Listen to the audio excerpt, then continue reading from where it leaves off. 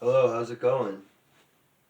It's Justin McDonald here with more results that are required for your listening pleasure. And we are going live. All right. So, today's quote comes from Mr. Joe Polish. Joe Polish is a very excellent entrepreneur. He has studied from gurus like Dan Kennedy and Gary Halbert, to say the least. And anybody that's touched by those two angels, well, I mean, Dan Kennedy's still here, but I pay attention to. But no, even now, he's still pretty relevant. If you're like curious about Joe Polish, I would definitely check his stuff out. Again, I don't have any affiliation or I don't get like any monetization by sending you over to him, but that's not what I don't care about that. I'm more concerned about the connection I have with you, and I absolutely have no shame in plugging Joe Polish. Check out any of his books. Check out anything that you see online. Even if you use Archive. If you ever go to archive.org, and check out some of Joe Polish's stuff from back like 10, 20 years ago, and he could show you a nice lesson if you just follow like his sales funnel on like taking like a carpet cleaning business and turning it into a whole marketing program. And you come to find out that marketing is one of those parts of a business that just can't be delegated, it can't be outsourced, and it's really like marketing is sometimes like is the business. So today we're talking about this quote, which is, people don't buy products and services. They buy conditions, they're buying events, they're buying content. And I actually was thinking about this for just a little while today, and this can't be any more relevant than ever. And we can dissect it a few different ways. Just think about where you go get something to eat. Food, unless you're living in a food desert, is everywhere. But when you go out to a restaurant, when you go out and get something to eat, even if it's like a dingy hole in the wall, you are going for an experience, an event. Whether you want to admit it or not, like there's a theme to a lot of restaurants too, and there's like a sequence. And unless it's just like, maybe in some instances you're calling in takeout and just going in and grabbing your food, I still think that you're buying an event or an experience. And the experience being, you get to eat without having to cook, in the comfort of your own car if you want, in front of a TV, with or without family. You're just like, I'm hungry, I have money, I don't have time, and I don't want to cook. So when you go and buy something and you go out to eat, whether it's a fancy restaurant or, you know what, even takeout, What are you buying? Are you buying an event? Now, when I see event too, I think of indirect results, indirect responses, which is actually indirect marketing. I know it sounds counterintuitive, but indirect marketing is one of my favorite kinds of marketing of all time. Um, I know Eugene Schwartz and Dan Kennedy were two people that I can think of that have brilliantly tapped into that psychology. And um, now I know Dan Kennedy, he would do something, or he said something about having to do with like, let's say like schools. Let's say like there's like Trump school or something like that. Um, Now take for instance, or take out the Trump school. Fill in the blank with any online school, college, right? Or think of even, you know what? Let's do even community college, or like a college that's like, for instance, I'm in Massachusetts, so I'll pick UMass, right? UMass, popular college, very excellent college. Okay, so now this is where like a Dan Kennedy-ism would kind of come in. Dan Kennedy is the kind of guy who would go beyond thinking about the child, the student, or whoever it is that is attending the school. That's almost irrelevant unless, and I'm going to add this in, unless they're an athlete, unless they're not just an athlete, but a football player. But not just any football player, a decent football player.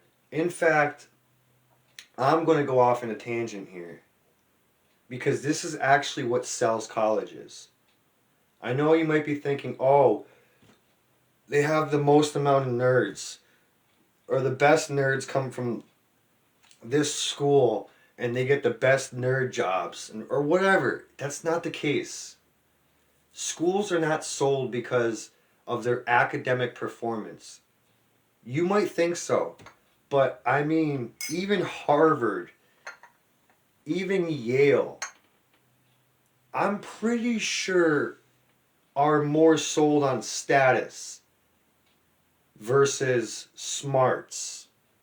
And we're going to get back into status and emotions in just a second. And I'm going off a tangent here, but I'm going to write emotions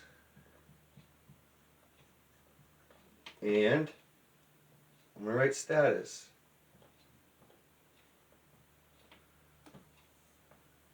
And I'm sure some of you know why.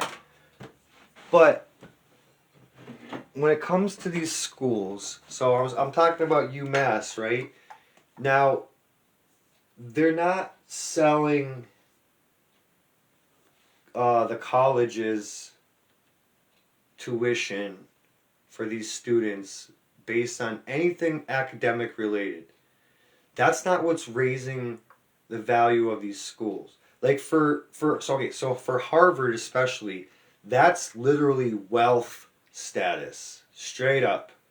Like, I've gone to Harvard. I've actually drive through Harvard on I used to on a regular basis.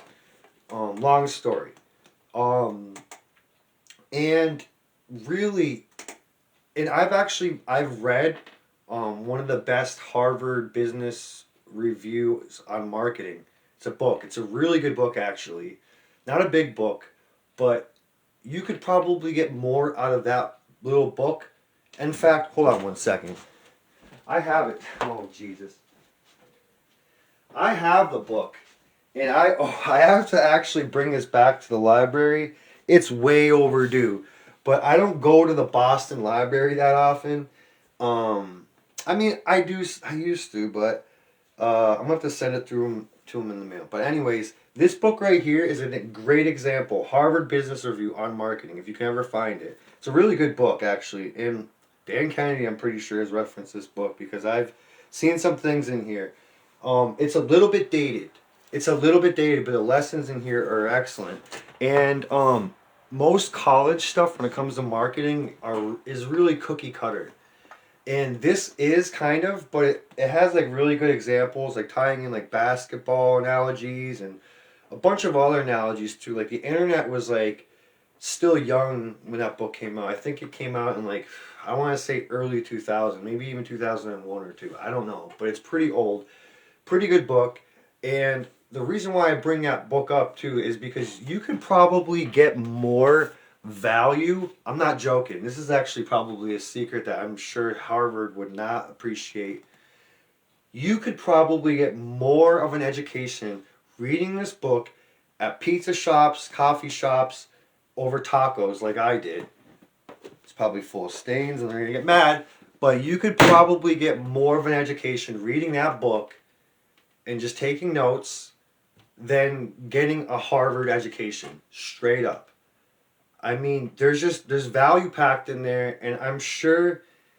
I'm not saying like everything they teach you in Harvard's garbage, but a lot of these schools are so built on such hype and status, and it's so distracting that the core principles, like things like that, like people also they don't even look at books the same. Like people don't. A lot of people they don't even want to read. Like you could probably some of these really good entrepreneurs I see on the internet, like you could probably get a lot out of their book.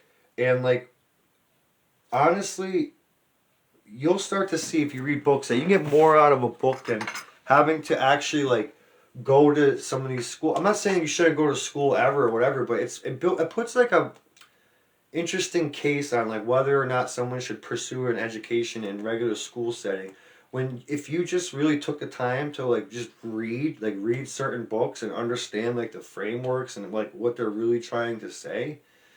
Like I don't know, I think it's like a good case on like whether or not somebody should have to go to school now. Like you can't just read the book and then just be like, okay, now I know everything about marketing. No, you actually would have to like implement some of these things. But I'm just saying, like, there's so many golden nuggets and so many great lessons. Like, I know I've mentioned other authors and stuff like that before, but don't be surprised if you start to see a couple things that I mentioned from this book in like future casts or whatever, because like I said, there's a lot of value in there. And I'm sure like they would drown these kids with like 10 or 20 different books saying the same thing and like probably delivering it in a boring way, answer the questions at the end of the chapter, summary review.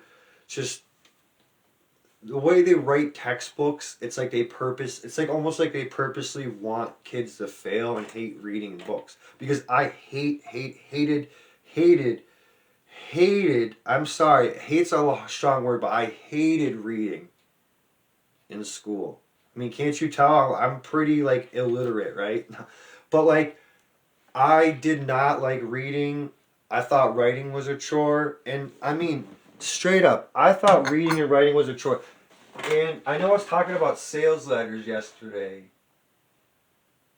right? I was talking about sales letters yesterday, and I used to hate writing, right? But I have handwritten hundreds and hundreds of sales letters. Like, I don't know if you can see this binder right here, but that's all sales letters that I rewrote. Like I couldn't even fit them in a binder. I had to start another binder. Shout out to Michael Senoff. He has some really good ads that I came across, and I would just rewrite those.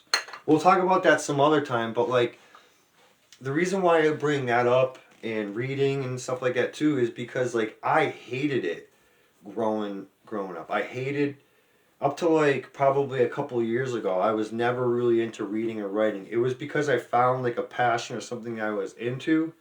I kind of just went down the rabbit hole, the wormhole, I guess you could say, like most people do. And it turns out that when you start consuming content for things that you like, you know, sometimes it's not just little clips and videos anymore. Or even just audio. It's actually like reading books too. Um, I will say that some of my favorite moments are listening to. I know seminar, like the word sounds boring or whatever, but if you can get your hands on like like old seminars and stuff, like of any of these like success coaches or entrepreneurs, like on CD, on tape, on MP3, or whatever, and put on your Bluetooth in your car, I'm telling you, like it's the best because like music's so whack these days, and I'm sure you go through your playlist and your Spotify and your iTunes and your Pandora or whatever, and eventually it's just like, you know what I mean? It just starts becoming repetitive after a while, and because you're like so in control of being the DJ, you're like, I don't know what I want to listen to right now. You're like almost like looking for something to like attach yourself to so you can like find some new inspiration and put some new flavor into your stuff. So a lot of people, they start putting things on random and whatever. Anyways, the reason why I bring that up too is because you can gain a lot out of just going for like car rides to do simple mundane crap that you would already do, and then you start turning your car basically into like your own little school, into your own little mystery school of knowledge. And you're like, I don't know, like as far as Ben Settle and Dan Kennedy and um, Russell Brunson a little bit. No, I went through actually a couple of Russell Brunson's courses in my car. But yeah, all those guys. If you can get if you get a hold of any of their stuff, Gary Halbert, he's got some stuff that is not easy to obtain, but I've gotten some of his stuff and listened to his stuff in the car. I mean, what are you buying though? When you go and buy a book, when you go buy a seminar, when you go buy a tape, what are you buying? Okay, you're buying an event, first of all. But you're buying content, right? When you go buy a CD, sorry, sorry, children, I'm sure you don't even know what a CD is anymore. When you go and buy music, actually, especially now, you don't even get a physical thing unless you're into records like me, right? You're buying content. You're buying the MP3 or whatever. You're buying um or you're buying condition. And the condition is you get to use a platform, right? So the condition is the gatekeepers in this platform are deciding whether or not you get to use Wi-Fi, you get to stream stuff, you get to listen to stuff. So you're buying a condition, or you could be buying an event. Have you, maybe not you, but somebody in your family has, I'm sure, has bought in holiday decorations before, Christmas decorations, right? Or whatever holiday it is, birthday. When you buy anything that's related to somebody's birthday, cake, balloons, present, whatever, if holiday stuff, same thing. What are you buying? Are you just buying a product? No. You're buying an event. Christmas, birthday. You're buying things that tie to the event. Again, when you go out to eat, what are you buying? You're buying an event. Now, I wrote down emotions and status earlier. And the reason why I brought up Eugene Schwartz, he wrote a brilliant book, by the way, Breakthru Advertising. It's like a Bible for copywriters. I'm actually guilty of not reading the whole thing, but even just the introduction is fantastic. But the whole book is really good. And anyways, Eugene Schwartz made some really fantastic observations and examples on, like, especially if you're selling to men, if you're selling to dudes, like, we don't see the pain like women do, right? Like, no offense, but like, we can't picture ourselves in the pain that is being described in the headline. However, However, ladies and gentlemen, we do the fear. You, Eugene Schwartz explains better, but it's easier to like tap into that man's fear when you start talking about his family. You see what I mean? Like he can't, like we can't picture ourselves being in that position. But let's say the headline is um, like this is something you might want to do to prevent your oil or gas from being shut off because you don't want to see your daughter saying, "Daddy, I'm cold," right? Like when a father is picturing his daughter like almost turning blue and she can like see her breath and she's like, "Daddy, I'm cold." Right there, that dad's like, I need to fix this problem. If it had something to do with his wife or his girlfriend, it would be like the same thing. Like it'd be like, do this thing or buy this thing so your wife or girlfriend doesn't see you XYZ. You know what I mean? Dot dot dot. Like because like us being embarrassed in front of our like especially the feminine characters in our life or feminine people in our life or you know what I mean the women like uh daughters, mothers, girlfriend, wives, all that stuff. Like what are we all about? Status. So Eugene Schwartz too, I remember him talking about this where he's like, and I used to have a Buick, okay? And this Buick I had the same engine as like a Camaro Super Sports. I'm not joking. Same exact engine. So what Eugene Schwartz was talking about too is that like especially back in the 50s, 60s and 70s, like guys would buy cars based on status. I mean, they still do, right? Don't a lot of guys buy a lot of these trucks based on status? Right? How many of these guys are actually going to use like the bed of their pickup truck to do all these things and climb out?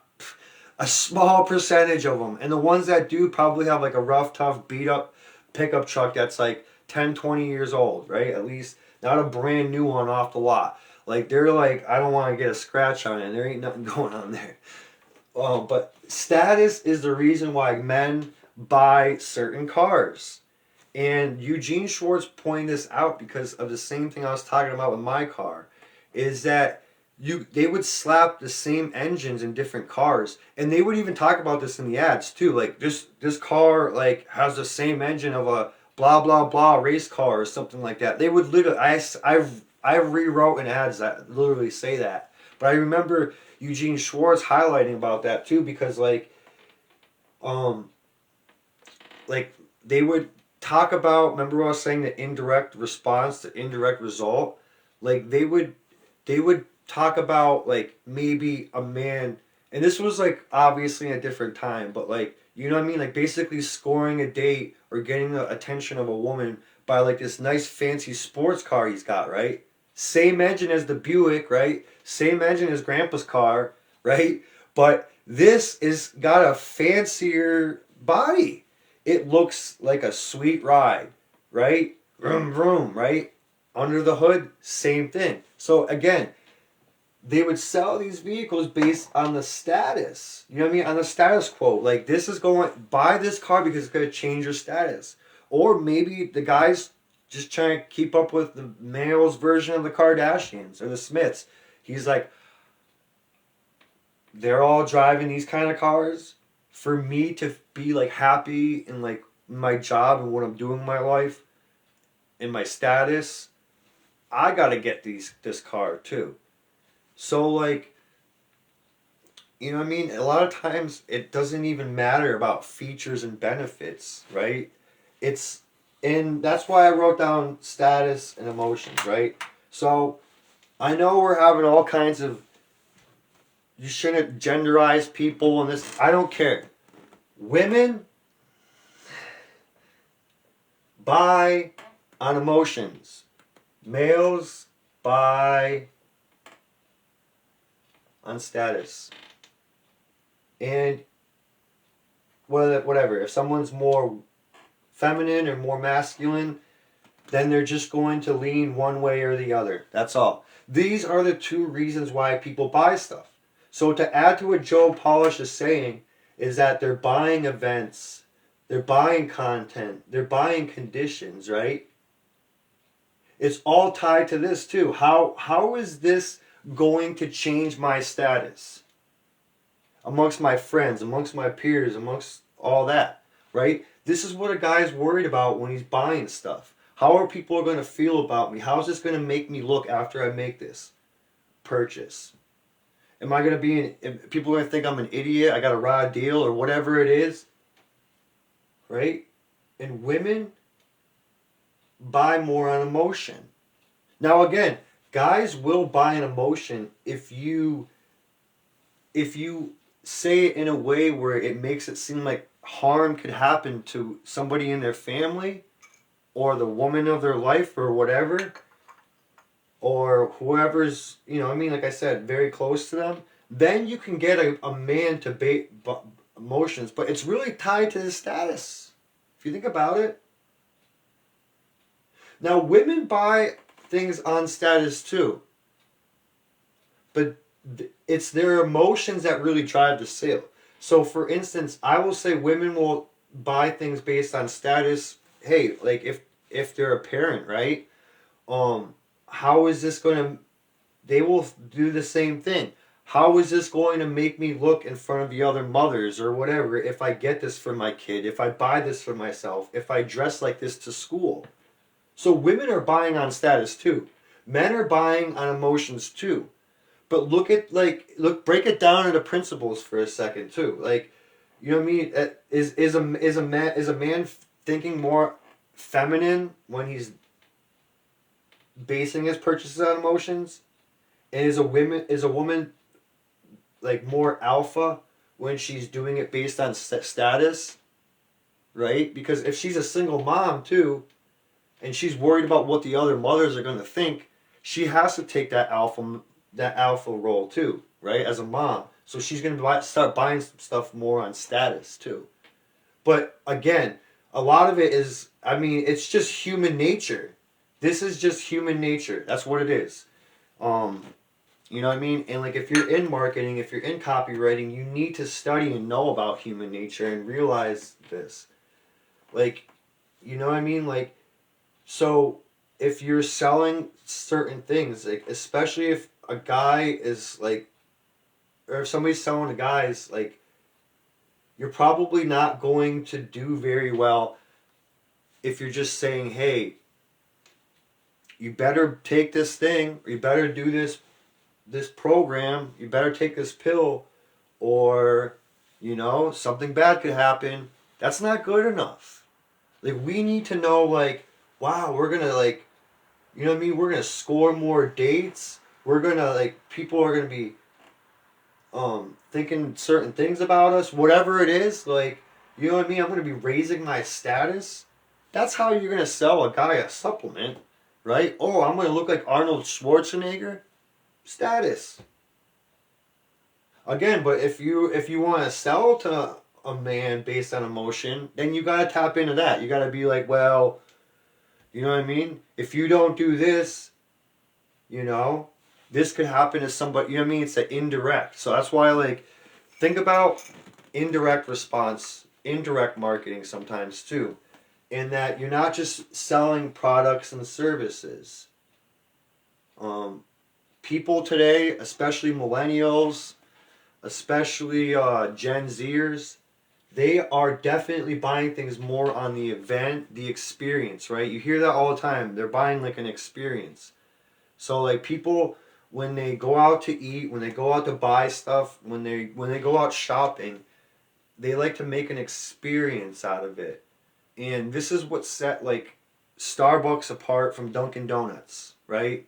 Or whatever it's called, Dunkin' now. Is that like I don't know how Starbucks runs now, but when they first hit the market, you know what I mean, the guy Schultz or whatever his last name is, the guy that started Starbucks, he had a vision where he was basically trying to mimic cafes in like other countries or something like that. And so if you think about it, they still are like Starbucks when they sell. Like I even for myself, like when I'm buying a coffee from Starbucks, what am I buying? If you buy a coffee from Starbucks, right? Don't lie. Once in a while, you get one, even though you like talk bad things about it, right? What are you buying? You're buying an experience because you're like, and then not only that, but they're like, it's tedious, but they figured out a way that where like everybody's got like their go to drink, right? I know you do. I know a lot of you do. You have like your go to coffee, your go to drink. Even if you hate Starbucks, you're like if I have to go there, get me a triple latte, blah blah blah. I mean, I just go there and get regular coffee. But that's a good example. I go there and just get a regular coffee. But you know what? Because I know that they take their blonde roast out earlier in the like, I don't know why. I like the lighter roast. But they said that they started doing that, by the way, because light roasts have a higher caffeine content, and they want people to drink the darker roasts later in the day because it's got less caffeine content.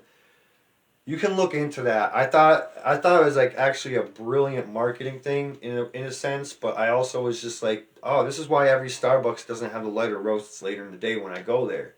And why would I go to Starbucks versus like getting a coffee for $1 at like the gas station or which is basically the same thing unless you get the pour over like I do. Right? You're going for the experience, right? And not only that, how status, right?